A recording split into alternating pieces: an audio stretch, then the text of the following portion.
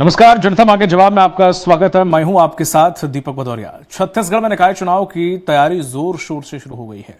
इसे लेकर भाजपा ने हाल ही में 2 दिवसीय बैठक करके बड़ी रणनीति बनाई है। वहीं कांग्रेस में भी अब बैठकों का दौर शुरू हो गया है। कांग्रेस के प्रदेश सह प्रभारी व प्रभारी सचिव जिलेवार बैठकें ले रहे हैं। और इसी बीच कांग्रेस के वरिष्ठ नेता पूर्व डिप्टी सीएम टीएस सिंहदेव के बयान से सियासी पारा गर्मा गया है। देखिए रिपोर्ट।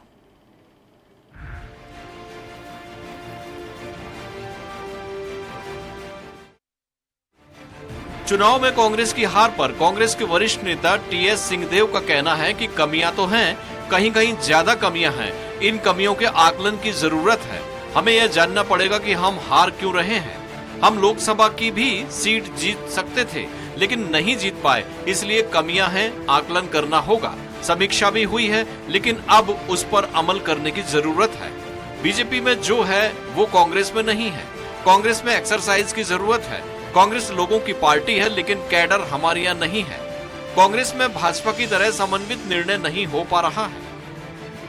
समीक्षा तो हो गई है, अब उस पे अमल करना, जब मौके लगे चुनाव में खड़े होने के लिए, उस पे अमल करने की बात। वहीं बीजेपी नेता डिप्टी सीएम विजय शर्मा का कहना है कि कांग्रेस के पास वोट बैंक नहीं है।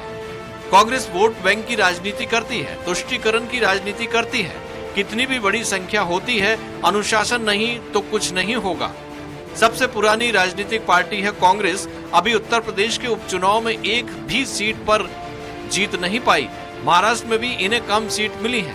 अपनी अपनी समीक्षा सबको करनी चाहिए। कांग्रेस का भाजपा के पास कोई फिक्स वोट बैंक नहीं होता और भाजपा वोट बैंक की राजनीति करती भी नहीं। मेहनत हर बार भाजपा की सरकारों को, भाजपा के लोगों को करना होता है, दोबारा अगर आना है तो, इसलिए ऐसा है। कांग्रेस वोट बैंक की राजनीति करती है, तुष्टीकरण की राजनीति करती है, इसलिए टिकी हुई है, इसलिए वो कर रही है। वो गलत है राजनीति का तरीका, परंतु वो उसी आधार पर उन लोग कर रहे हैं। वो कितनी भी बड़ी संख्या हो जाए, अगर अनुशासन नहीं है तो कुछ नहीं हो सकता। वहाँ मुझे लगता है कि इस बात, खैर मुझे बोलना नहीं है इस विषय पर, परंतु ऐसी स्थिति है। वहीं पूर्व उप मुख्यमंत्री टीएस सिंहदेव के बयान पर कांग्रेस प्रदेश सह प्रभारी विजय जांगड़ ने बचाव करते हुए कहा कि कांग्रेस यानी भूपेश सरकार के कामकाज को जनता के बीच जिस ऊर्जा से ले जाना चाहिए था, लोगों के बीच वैसे कांग्रेस नहीं ले जा पाई। टीएस सिंहदेव के बोलने का संदर्भ यही था। उनका संदर्भ दूसरा था। उनका संदर्भ ये रहा होगा, ऐसा नहीं है उन्होंने ऐसा, उनका संदर्भ ये था कि कांग्रेस की सरकार ने जो जनहित में अनेकों फैसले हमने किए, उनको कहीं न कहीं जनता के बीच में ले जाने में उस ताकत और ऊर्जा के साथ हम नहीं ले जा पाए जो ले जाना चाहिए था। उनका संदर्भ यह था। बहरहाल प्रदेश में निकाय चुनाव प्रत्यक्ष प्रणाली से कराए जाने की घोषणा हो चुकी है, यानी महापौर और अध्यक्षों का चुनाव अब जनता सीधे करेगी। ऐसे में बीजेपी में चुनावी सरगर्मियां तेज हो गई हैं। वहीं कांग्रेस में टीएस सिंहदेव के बयान के बाद एक बार फिर बवाल मच गया है। अब देखना होगा कि आने वाले चुनाव में इसका कितना असर पड़ता है। स्वराज एक्सप्रेस के लिए रायपुर से दिलीप साहू की रिपोर्ट। हार का जख्म कब होगा खत्म, इसी मुद्दे पर चर्चा करने के लिए खास पैनलिस्ट हमारे साथ जुड़े हुए हैं। सुनील चौधरी जी हैं, बीजेपी प्रवक्ता हैं, आपका बहुत बहुत स्वागत है। अनिल सिंह चौहान, कांग्रेस प्रवक्ता, जल्दी हमारे साथ जुड़ेंगे। डॉक्टर अजय चंद्राकर हैं, राजनीतिक विश्लेषक हैं। सर, आपका भी बहुत बहुत स्वागत है। जिस सबसे पहले सवाल, चूंकि बीजेपी प्रवक्ता भी हैं, सुनील जी आप ही से है कि अगर टीएस सिंहदेव जी बोलते हैं कि संगठन में खामियां हैं या कमियां हैं, उन्हें दूर किया जाना चाहिए या कुछ भी, तो एक अच्छे विषय में हालांकि बोलते हैं, लेकिन आप कह रहे हैं कि उन्हें बहुत आत्ममंथन करने की ज़रूरत है। वो हर जगह हार रहे हैं। अभी हाल ही में जो चुनाव हुए उनमें भी उनकी ऐसी हालत रही। और उत्तर प्रदेश के चुनाव में तो जो उपचुनाव हुए उसमें तो वो कोई सीट पे उतरी नहीं थी कांग्रेस, तो वहां पे कैसे हार गई या फिर खराब प्रदर्शन किया?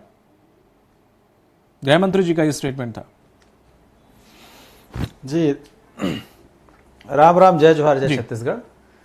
देखिए, टीएस बाबा ने, माननीय पूर्व मुख्यमंत्री हैं छत्तीसगढ़ के, उन्होंने बहुत स्पष्टता से और बेबाकी से अपनी बात रखी है और उन्होंने कांग्रेस का जो वास्तविक चरित्र है या कांग्रेस की जो वास्तविक स्थिति है उसका आकलन करके उन्होंने बताया है। और वो कोई भारतीय जनता पार्टी के लीडर तो है नहीं, वो कांग्रेस पार्टी के ही लीडर हैं। और उन्होंने कहा कि कांग्रेस पार्टी की क्या दुर्गति हो गई है। वो देश के अंदर में भी आप देखेंगे कांग्रेस की स्वीकार्यता कहीं पर नहीं है, वो लगातार अस्वीकार किए जा रहे हैं। और जहां भी चुनाव होते हैं वहां कांग्रेस की स्थिति क्या हो जाती है। तो आप देखेंगे कि ये अभी जो प्रदेशों के चुनाव हुए वहां भी कांग्रेस पूरी तरीके से धराशायी थी। और छत्तीसगढ़ की बात करें तो छत्तीसगढ़ के संदर्भ में मैं बता दूं कि यहां पर कांग्रेस में तो इतनी टूट फूट है कि उसका एक सबसे ताजा उदाहरण अभी बिलासपुर की घटना, जहां पर इनके प्रदेश के अध्यक्ष दीपक बैज वहां पर थे और उनके सामने में गाली गलौज जिस प्रकार से हुआ और प्रभारी के साथ में जिस प्रकार से झूमा झटकी की स्थिति बनी, वो कांग्रेस का वास्तविक चरित्र दिखाती है। और उसके पहले भी आप देखेंगे कि इनके प्रदेश के कार्यालय में इनके महामंत्री के साथ एक नेता जो है, युवा नेता है रायपुर के, वो गाली गलौज करते रहे, फिर बहुत सारी बातें हुई। उसी प्रकार से देखेंगे कि जब यहाँ के महापौर एजाज ढेबर को टिकट नहीं मिली थी विधानसभा में तो कैसे तोड़फोड़ कुर्सियां तोड़ी गई थी। ये सारा विषय है। लेकिन कैडर वाली बात सबसे महत्वपूर्ण टीएस बाबा ने कही है कि भारतीय जनता पार्टी के कार्यकर्ता और कैडर जो है मजबूत है निश्चित रूप से। देखिए, मूल अंतर कांग्रेस और भाजपा में यह हो गया है कि कांग्रेस जो है हमेशा से व्यक्तिवादी पार्टी रही है।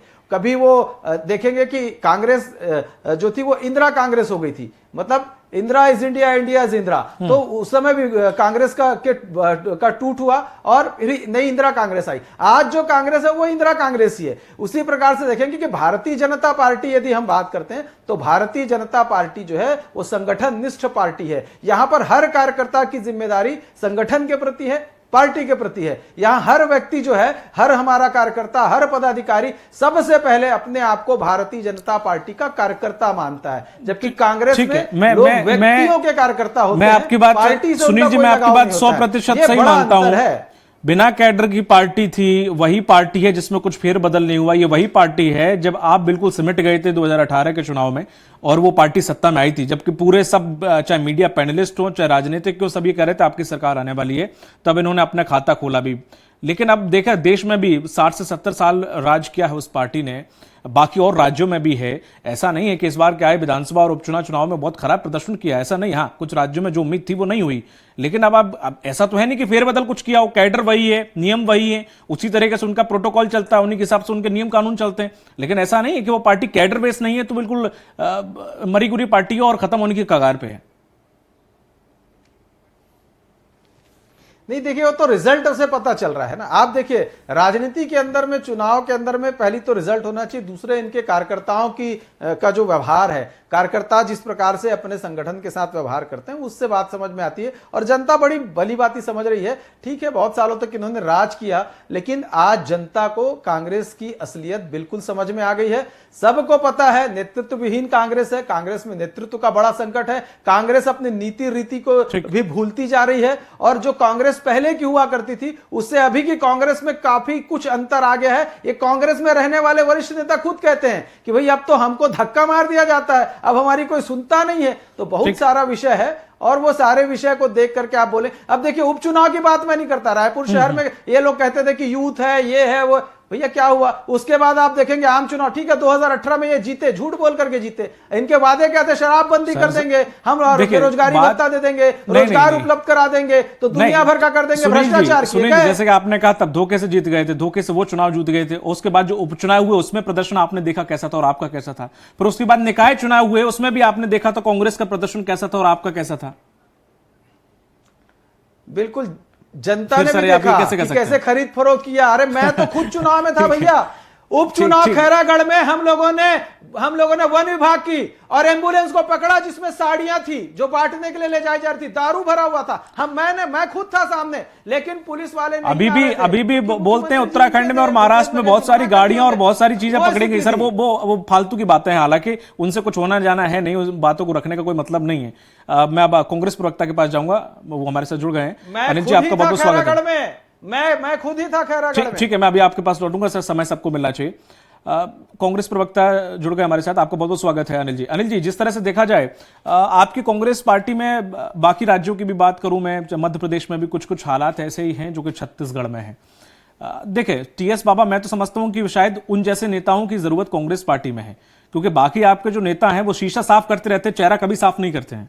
लेकिन उन्होंने जो स्टेटमेंट दिया वो बहुत सही नेता है। अगर अपनी पार्टी और अपने ही अंदरूनी खाने में अगर उनकी चर्चा होने लग जाए तो ये बहुत गलत बात है। उन्होंने बहुत सही कही, संगठन में कमियां हैं तभी हम हार रहे हैं और उसकी जरूरत है, एक्सेप्ट करना पड़ेगा कि हाँ कमियां हैं। ये हम क्यों नहीं करते हैं आखिर? देखिए महोदय, आपको सभी पैनलिस्टों को और स्वराज एक्सप्रेस के विद्वान दर्शकों को मेरा नमस्कार। देखिए, बहुत स्पष्ट बात जो टीएस सिंहदेव जी ने कही है, बहुत सारे हमारे नेता कहते हैं अभिव्यक्ति की आजादी है हमारे दल में, किसी एक व्यक्ति या दो व्यक्तियों पर नहीं चलता।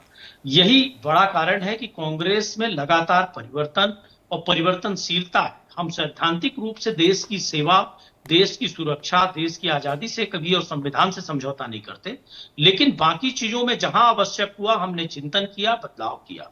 और टीएस सिंहदेव ही नहीं, कांग्रेस के पास ऐसे कई अनमोल रत्न हैं जिन्होंने पार्टी को हमेशा सुझाव दिया, परिमार्जित किया। सवाल इस बात का है कि भारतीय जनता पार्टी के प्रवक्ता, सम्माननीय प्रवक्ता यहाँ कह रहे हैं सुनील जी कि रिजल्ट मैटर है, और मैं ये कहता हूं आपसे कि लोकतंत्र में मर्यादा भी मैटर है। अगर केंद्रीय एजेंसियों का इस्तेमाल करके, 2-3 बड़ी उद्योगपतियों का धन इस्तेमाल करके या भय दिखाकर या धार्मिक उन्माद फैलाकर अगर चुनाव जीते जा सकते हैं तो ऐसी जीत नहीं चाहिए। और देखिए, रिजल्ट बस मैटर नहीं है, ये संविधान और लोकतंत्र की मर्यादा और देश को बचाना, लोकतंत्र को बचाना बहुत आवश्यक है। उसके लिए हमको, आपको और भारतीय जनता पार्टी को भी चिंतन करना होगा। वरिष्ठ पत्रकार यहाँ अजय चंद्राकर जी बैठे हैं, बहुत बड़े राजनीतिक विश्लेषक भी हैं। आज देश जिस दौर से गुजर रहा है, देखिए विषमताएं हमेशा रही, लेकिन आज जिस दौर से देश गुजर रहा है और हमारे समकालीन जो राष्ट्र आजाद हुए उनका हश्र भी हम देख रहे हैं, कितने बार तख्ता पलट हुआ, क्या क्या चीजें हुई। तो देखिए, संविधान और लोकतंत्र को बचाना जरूरी है। विपक्ष पर अटैक करना, पत्रकारों पर अटैक करना, जो सरकार से सवाल पूछे उसको जेल में डाल देना, केंद्रीय एजेंसियों का दुरुपयोग करना, दलों को तोड़ देना, सिंबल छीन लेना, खाते सीज कर देना, ईडी आईटी के छापे मारकर कंपनियों से चंदा वसूली करना, ये सारा खेल देश ने देखा है। देखिए, चुनाव की हार और जीत सिर्फ लोकप्रियता और सकारात्मक स्ट्रेटजी से नहीं होती। बाबा ने यह बात भी कही कि धान की कीमत इन्होंने एकमुश्त देने की बात की थी, आज 2300 रुपए दे रहे हैं। एक भी किसान को एकमुश्त नहीं मिला। 117 रुपए जो बढ़ा समर्थन मूल्य, उसको भारतीय जनता पार्टी बोलना नहीं चाहती। और 5 सालों तक, मैं पिछले डिबेट में था एक लोकप्रिय चैनल पर, तो भाजपा के प्रवक्ता बोले 5 साल में जो बढ़ेगा, हर बार 7-8% बढ़ता है समर्थन मूल्य, हम नहीं देंगे। तो मैं बोला साहब, तब तो दूसरे स्टेट में धान की कीमत ज्यादा पहुंच जाएगी, 3200-3300 पहुंच जाएगी, आप यहीं खड़े रहोगे। बोले हम खड़े रहेंगे तो खड़े रहेंगे, हमने 3100 कहा था। मैंने कहा कि भाजपा के सारे शीर्ष नेताओं ने दावा किया था कि हम 3100 के बाद जो समर्थन मूल्य बढ़ेगा वो देंगे। ये तो किसानों के साथ खुला धोखा है, अन्याय है। और सवाल यहां 117 रुपए का नहीं है साहब, 1900 करोड़ रुपए जो होता है 117 रुपए बढ़ाने पे लगभग 26 लाख किसानों का वो डाका डालना है उन किसानों की जेब पर। ये कितना बड़ा संकट है, सोचिए किसानों के ऊपर, कितना बड़ा अन्याय है। और उस पैसे को भारतीय जनता पार्टी नहीं देना चाहती। कांग्रेस ने सदैव किसानों और गरीबों पर केंद्रित राजनीति की है, और हमारी ये खासियत है कि हमारे नेता जहां जरूरत पड़ती है बहुत स्पष्ट तौर पे बात कहते हैं कि ये सुधार या ये संतुलन या इस चिंतन की आवश्यकता है, और उस पर कांग्रेस चिंतन करती भी है। पर ये कौन सा अनिल जी बस एक 30 सेकंड में मैं सर बिल्कुल लीजिए। अभी आप देखिएगा, जेपी नड्डा भारतीय जनता पार्टी के राष्ट्रीय अध्यक्ष, उन्होंने कहा कि आरएसएस की जरूरत अटल जी को रही होगी, मोदी जी को नहीं है। मतलब उन्होंने अटल जी को भी छोटा कर दिया, आरएसएस को भी छोटा कर दिया। इतना व्यक्तिवादी हो जाना।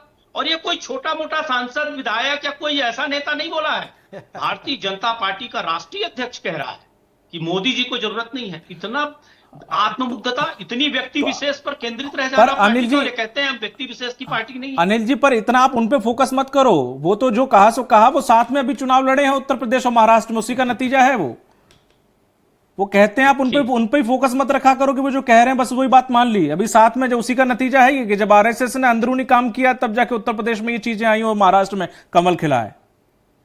देखिए, बहुत सही सवाल आपने उठाया। कांग्रेस में इसी बात को लेकर टीएस बाबा और बहुत सारे विश्लेषकों और कांग्रेस के बहुत अनुभवी नेताओं ने बात उठाई कि जो छद्म युद्ध भारतीय जनता पार्टी लड़ती है, देश में धार्मिक ध्रुवीकरण, कहीं हिंदू ईसाई, कहीं हिंदू मुसलमान, हम उसका सामना जन जागरूकता लाकर आपसी सद्भावना से नहीं कर पा रहे हैं। भारत जोड़ो यात्रा राहुल जी ने निकाली कि आपसी भाईचारा और प्रेम बढ़े, तो कहीं ना कहीं हम भाजपा को एक्सपोज नहीं कर पा रहे हैं, उसके लिए हमें और अच्छी रणनीति बनानी हाँ, ये बातें भी हैं। अंत में आप आए बिल्कुल सही पे सर कि हम एक्सपोज नहीं कर वो पा रणनीति रहे भी हैं, आपको हम अपनी बनानी बात पड़ेगी। रख नहीं पा रहे हैं, हम इस वक्त ऐसी स्थिति में है कि उनके जो मुद्दे उन्हें पकड़कर कोई आंदोलन नहीं कर पा रहे, हम लेकिन सड़कों पर एक नहीं आ रहे हैं, और ये सेकंड कारण और है सर। लेकिन अगर एक निकाय सेकंड चुनाव और बता रहा हूं। नजदीक हैं, अनियमितताएं अंग्रेजों अभी के भी खिलाफ सामने भी आ रही हैं कांग्रेस सर। ने आंदोलन चलाया, धान खरीदी अंग्रेजों में के अगर वो खिलाफ मुद्दे ये आप लड़ाई नहीं लड़ी। उठाएंगे, निकाय चुनाव में भी कुछ नहीं होगा सर। ये बहुत अच्छा नहीं, मैं मौका है वही आपके आपको कह पास। रहा हूं। नहीं, देखिए अंग्रेजों के खिलाफ भी जब हमने लड़ाई लड़ी तो 1947 आ गया, तो साहब 40 साल तक कांग्रेस ने कितना बड़ा योगदान दिया, खासकर अगर आप 1915 से 1947 तक पढ़ें ठीक। तो देखिए इस देश की जनता धीरे से जागती है, लेकिन जो ये फूट डालो, राज करो, कटेंगे देश की बटेंगे, आजादी अब में क्यों बात कौन नहीं कौन होती रहा, रोजगार की? किसने क्रेडिट लिया, ये सर सब दुनिया जानती है, उस पर मत आइए। खैर आज के वर्तमान में हम बात करते हैं, वो देश की आजादी की बहुत अलग कहानी है। ठीक है, मैं भी आपके पास अनिल जी आऊंगा, समय सबका निर्धारित है और राजनीतिक विशेषज्ञ भी हमारे साथ हैं। सर जिस तरह से देखा जाए अजय जी, दोनों ही आपने प्रवक्ताओं को सुना, एक तो आज़ादी तक हालांकि पहुंच गए, अभी वर्तमान स्थिति में अगर हम देखें जो टीएस सिंह बाबा ने कहा, और बाबा हमेशा से बहुत मुखर होकर चीज़ों को रखते रहे हैं, जब वो अपनी पार्टी सत्ता में थी तब भी अपने पार्टी के खिलाफ भी गलत होता था वो मुखर होकर बोलते थे, बाबा की आदत है। तो अब अगर वो चीज़ें कह रहे हैं, अभी भी हम ये कर रहे हैं कि सामने वाला गलत है, बगल वाला भी गलत है, साइड वाला भी, सामने वाला भी गलत है, लेकिन हम कितना गलत है, हम इस पर आ क्यों नहीं रहे हैं आखिर? कांग्रेस जो कह सकते हैं कि मंडल कमीशन आने के पहले पूरे इंडिया में जिस तरह से उनका मोनोपोली था, मंडल कमीशन और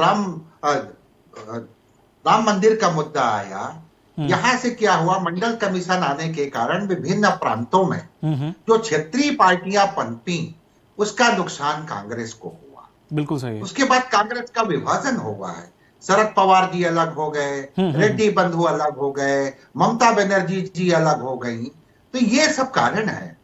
रही बात है छत्तीसगढ़ का, तो छत्तीसगढ़ में टीएस बाबा एक विश्लेषक के रूप में कहना पड़ रहा है, स्वयं अपनी सीट नहीं बचा पाए, और जिस एरिया को वो बिलोंग करते हैं उसमें सभी सीटों पर बीजेपी को सफलता मिली। सही, बिल्कुल सही है।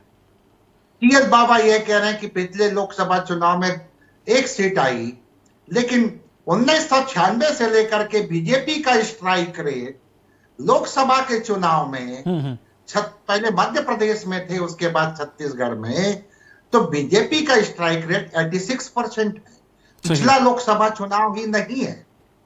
दूसरी बात है जो सबसे महत्वपूर्ण है कि कई आंदोलन अभी कांग्रेस कर रही है, वहां ऐसे नेता तो बहुत कम दिखाई दिए हैं, सही है। कुछ पीटीसी अध्यक्ष और अन्य संगठन के नेता दिखाई दे रहे हैं।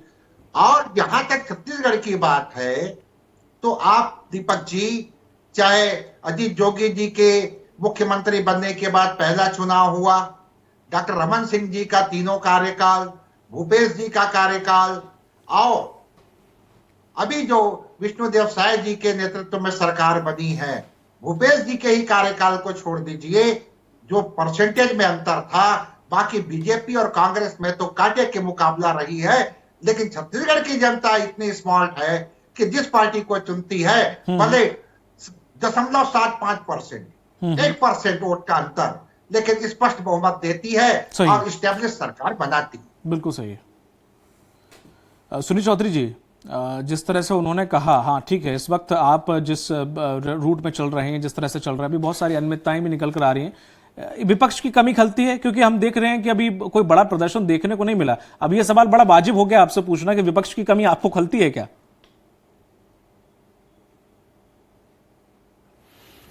देखिए, लोकतंत्र में अगर स्वस्थ लोकतंत्र चाहिए तो सभी दलों का अस्तित्व होना चाहिए, विपक्ष का भी अस्तित्व तो होना चाहिए।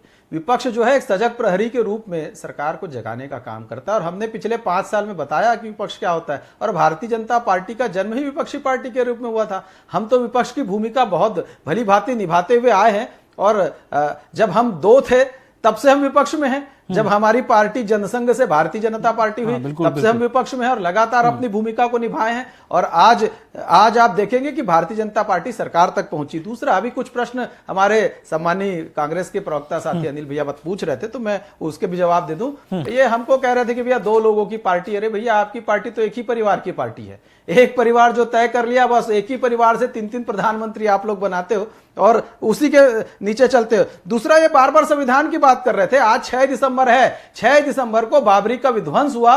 उसके बाद हमारे 4 राज्यों की सरकार बिना किसी कारण से, क्योंकि भाजपा के इसलिए इन लोगों ने, इनकी सरकार ने हटा दिया, उनको सरकार को हटाया और जबलपुर हाईकोर्ट का निर्णय आया बाद में, हालांकि हमारे पक्ष में आया, लेकिन समय चूंकि खत्म हो चुका था, इसके कारण जो है वो बातें निकल गई। लेकिन इन्होंने संविधान को किस प्रकार से आपातकाल लगा करके क्या किया, उसके बाद सबसे ज्यादा संविधान संशोधन ये लोग करते हैं, फिर संविधान कहते रहते हैं। दूसरा, धान पर ये कह रहे थे, अरे धान की एक मुश्त राशि तो हम दे ही रहे हैं, हमने कहा अंतर की राशि एक बार में देंगे। अब इनको चीजें समझ नहीं आई, मुझे लगता है ये 4 बार में देते थे। एक बार सोनिया जी आती थी, एक बार राहुल जी आते थे, फिर प्रियंका वाड्रा जी आती थी, फिर कभी खड़गे जी आते थे, सब बटन दबाते थे आकर के, और उसके कारण छत्तीसगढ़ की जनता को जो पैसा एक बार में मिलना था वो 4 बार में मिलता था। हम एक बार में दे रहे हैं अंतर की राशि। पहले इनको समझना चाहिए, केवल आरोप प्रत्यारोप करते हैं। दूसरा, एक और मैं बताऊं कि ये बार बार कहते हैं कि धार्मिक आधार पर हम लोग ध्रुवीकरण करते हैं। सबसे ज्यादा धार्मिक आधार पर ध्रुवीकरण यदि कोई करता है तो कांग्रेस करती है। राम मंदिर के आंदोलन में जब बाबरी विध्वंस हुआ, नरसिम्हा राव जी ने लोकसभा में कहा कि हम बाबरी मस्जिद का पुनर्निर्माण करेंगे, और आज वहां भगवान श्री राम का मंदिर है, अदालत ने निर्णय दिया। तो कौन करता है भाई साहब, कौन करता है, जरा बताइए आप। और ये 99 पर आ गए, 99 पे आकर के ऐसे खुश हो रहे हैं देश के अंदर में, जैसे सरकार बना लिए।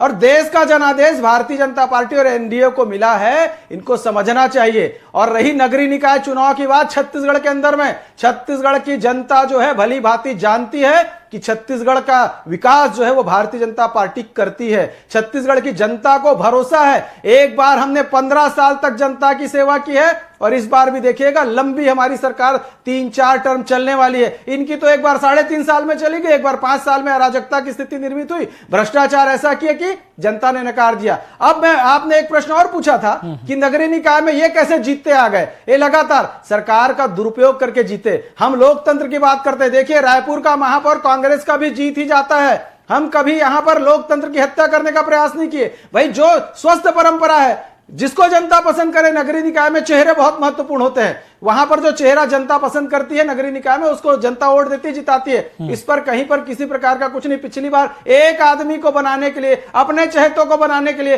पूरी प्रक्रिया बदल दी, और उसका इनको क्या झेलना पड़ा, रायपुर की 7 सीट ये हार गए। क्यों? क्योंकि अगर आप ऐसे करोगे, जनता सब समझती साहब, भ्रष्टाचारियों को बैठा लोगे, गुंडागर्दी करने वालों को बैठा लोगे, लूट खसोट करोगे। एक और महत्वपूर्ण विषय मैं आपको कहता हूं, माननीय भूपेश बघेल जी, एक विषय माननीय भूपेश बघेल जी ने पीसी की, उन्होंने कहा कि छत्तीसगढ़ में राजीव युवा मितान क्लब को बंद कर दिया है, इसलिए लोग अपराध कर रहे हैं। वो खुद स्वीकार कर लिया कि राजीव युवा मितान क्लब के लोग अपराधी हैं। ये भूपेश बघेल जी ने अधिकृत रूप से अपनी पीसी में कहा है, चाहे तो कांग्रेस के मित्र निकाल करके देख लेंगे। तो ये है कांग्रेस की असलियत। आपको स्वीकार करेगा, आपकी गुंडई को कोई स्वीकार करेगा? बिल्कुल नहीं करेगी छत्तीसगढ़ की जनता। और नगरीय निकाय में भी आपको खाड़ फेंकेंगे, ये बात तय है। ठीक है। अब अनिल जी, जैसा कि आपने कहा कि संविधान का दुरुपयोग किया, लोकतंत्र का गला घोटा जा रहा है, साथ ही साथ जो आपने और भी आरोप लगाए, जो सरकारी एजेंसियां हैं उनका दुरुपयोग होता रहा है। एक कहावत है कि बड़ा भाई ऐसा चलता है जो पीछे से आ रहा है, छोटा भाई वो भी बड़े भाई के पद चिन्हों पे चलता है। ये कुछ वैसा ही है कि सरकारी एजेंसियों का दुरुपयोग की शुरुआत कैसे हुई, उसके बाद आगे क्या हुआ। अगर आप ये आरोप लगाएं तो सम्मिलित कहीं ना कहीं दाग अपने भी दामन में है, और ये अतीत कहता है, आप चाहे इससे नकारें चाहे नहीं नकारें। और कुछ संविधान और लोकतंत्र की बात तो सुनील जी ने भी रख दी कि क्या क्या हुआ था। खैर, वो अलग विषय है, विषय से नहीं भटकना है। अनिल जी, बहुत सिंपल सा है, निकाय चुनाव नजदीक आ रहे हैं। अभी जो जितने चुनाव गए सब में खराब परफॉर्मेंस गई, निकाय चुनाव नजदीक है। ऐसे में संगठन के अंदर अभी हमने जब भूपेश बघेल जी ने जब अभी बैठक की, वो भी बड़ा मुद्दा गरमाया, अपने ही अंदर खाने गरमाया, चुटकी ली बीजेपी ने।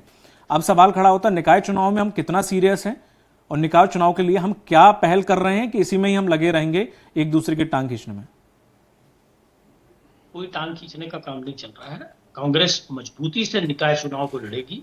भारतीय जनता पार्टी ने एक साल में जो इनका दम फूला है, कलेक्टर एसपी के कार्यालय जल रहे हैं, माताओं बहनों की इज्जत रोज उछल रही है, रोज चाकूबाजी और तलवारबाजी हो रही है, गृह मंत्री के जिले में खनिज माफिया सरकारी दल पर हमला करके और उसको जेसीबी मशीन में डाल के 8 किलोमीटर दूर फेंक रहा है। लगातार जो अराजकता का वातावरण है, मलेरिया डायरिया से सैकड़ों लोग मर गए, शिक्षा का हाल अपने आप में बदहाल है।